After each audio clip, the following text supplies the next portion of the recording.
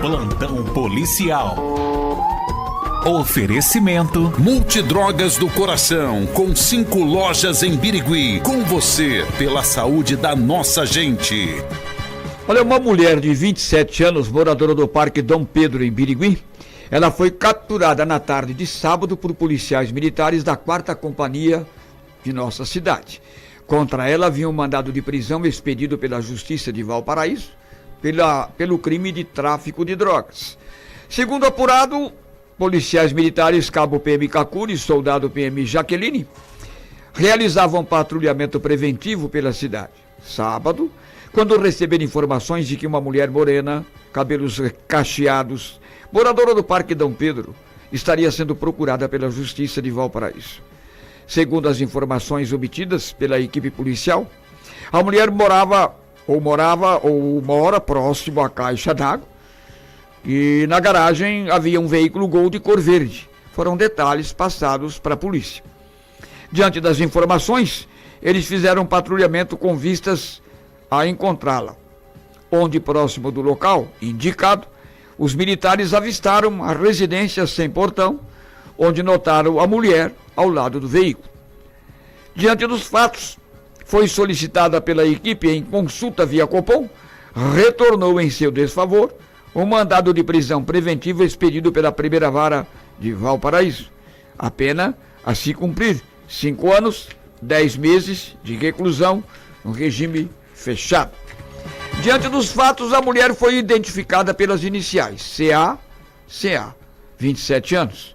Foi encaminhada até o distrito policial, aqui em Birigui, onde os militares também informaram ao delegado, Dr. Rodrigo José Góes Ribeiro, que a procurada amamentava uma criança de 3 meses e teria mais outros 4 filhos. A genitora dela foi procurada, foi acionada e ela ficou responsável pelas crianças. A mulher permaneceu à disposição da justiça. Um homem conhecido como Fuinha nos meios policiais foi capturado no final da tarde, final de semana, por uma equipe do GOI de Araçatuba, na Vila Aeronáutica, lá em Araçatuba. Os policiais foram até a casa do procurado na rua Cuiabá e cumpriram um mandado de prisão preventiva expedido pela 3ª Vara Criminal. O imóvel é todo fechado, possui sistema de monitoramento. Fuinha é conhecido nos meios policiais, tem várias passagens pela polícia, a maioria delas por tráfico de drogas. Quando a equipe chegou, percebeu que havia alguém na casa, mas tocava um interfone e ninguém atendia. De repente, ouviram barulho no telhado. Uma vizinha correu para a rua, dizendo que alguém havia invadido a casa dela. Os militares entraram e encontraram o procurado no corredor da casa. Ficou encurralado, não tinha por onde sair, e acabou então detido. Fuinha foi apresentado no plantão policial, depois transferido para a cadeia de Penápolis. Um homem de 36 anos foi preso na sexta-feira ao tentar renovar seus documentos no Poupa-Tempo de Araçatuba. Ele era considerado foragido da justiça. Consta na ocorrência que a polícia militar foi chamada para comparecer na agência do Poupa-Tempo lá de Araçatuba, onde um foragido da justiça estaria tentando renovar seus documentos pessoais.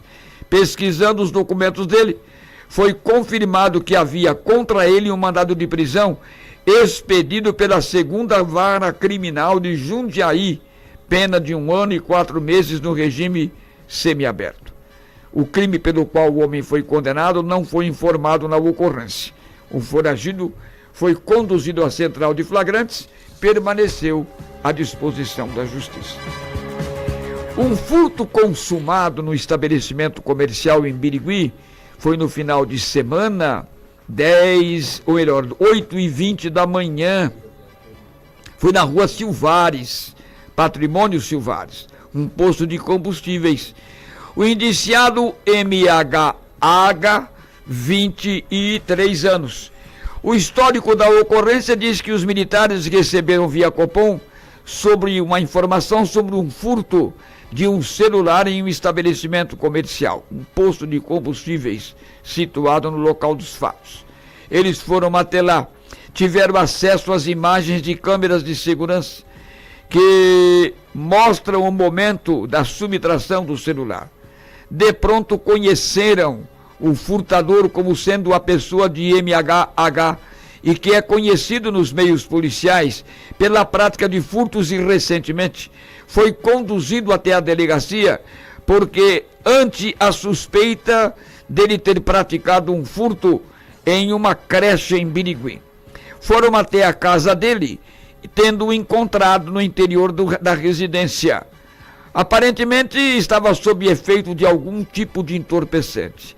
Questionado, admitiu que havia subtraído o aparelho celular no posto. Localizado esse aparelho em cima de uma mesa, carregando. Ele afirmou que pretendia vender o celular para comprar drogas. Diante dos fatos, foi apresentado no plantão. O delegado deliberou pelo auto de prisão em flagrante. Ele foi encaminhado para a cadeia de Penápolis.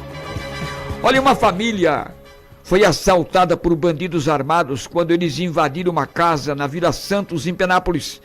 Os assaltantes fugiram levando celulares e outros objetos. Segundo apurado, militares estavam em patrulhamento de rotina quando foram chamados para comparecer em uma casa com uma informação de assalto. Chegando, foram informados por uma mulher de 50 anos que ela estava na área do imóvel, quando foi abordada por 2 bandidos armados, um com revólver, outro com uma faca, tendo eles anunciado o assalto. Na ação, os bandidos jogaram uma toalha sobre a cabeça da vítima, amarrando ainda suas mãos e levando-a para dentro do imóvel. Os bandidos foram para os quartos da casa, encontraram 3 jovens de 14, 17 e 19 anos. Reviraram todo o imóvel. Fugiram, levando 4 celulares, 2 notebooks e 2 relógios. Na ação, também tentaram levar os carros que estavam na garagem, porém não conseguiram. As vítimas não ficaram feridas. A polícia militar chegou a fazer buscas pela cidade, na tentativa de localizar algum suspeito, mas até o encerramento do boletim de ocorrência, não havia ninguém preso, mas um inquérito vai ser instaurado pela Polícia Civil e o caso está sendo investigado. Olha, Alex Tomazini Diniz, 29 anos, morreu ao capotar o carro na madrugada de ontem. O acidente aconteceu por volta das 3h30 da manhã, em uma estrada vicinal em José Bonifácio. Ele, que é morador de Penápolis, estava residindo há pouco tempo na cidade de Bonifácio, onde trabalhava em uma usina da região.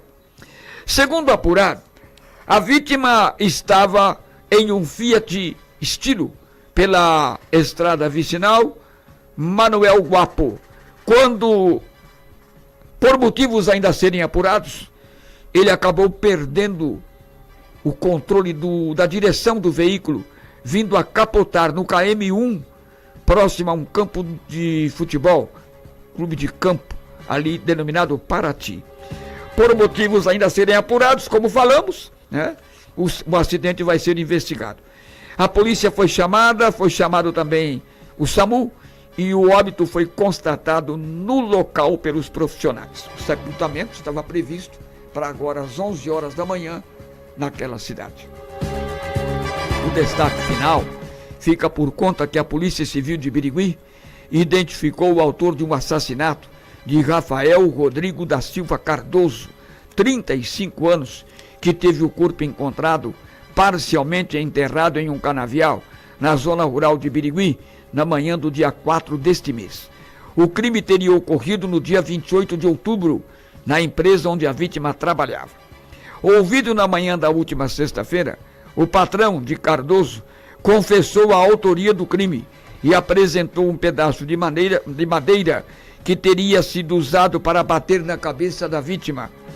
O caso foi esclarecido por uma equipe chefiada pelo delegado Eduardo Lima de Paula, que após reunir indícios de autoria, representou pela expedição de mandados de busca para a casa e para a empresa do investigado, ambos no portal da Pérola 2. Os mandados foram expedidos pela 2ª Vara Criminal de Birigui, cumpridos na manhã de sexta-feira. O empresário também teve a sua caminhonete S10 apreendida para a perícia. O veículo teria sido usado para transportar o corpo até o canavial, segundo o próprio empresário. Segundo a polícia, no prestar depoimento inicialmente, ele alegou que ele e o funcionário dele teriam sido vítimas de 3 assaltantes, que teriam levado grande quantidade em dinheiro da empresa e matado o Cardoso. Alegou ainda que os supostos ladrões teriam ameaçado fazer mal aos familiares dele, no caso o patrão, se ele chamasse a polícia. Por isso ele disse que havia ficado com medo e decidiu esconder o corpo. A polícia percebeu que havia contradições na versão apresentada, com base no que já havia sido apurado na investigação.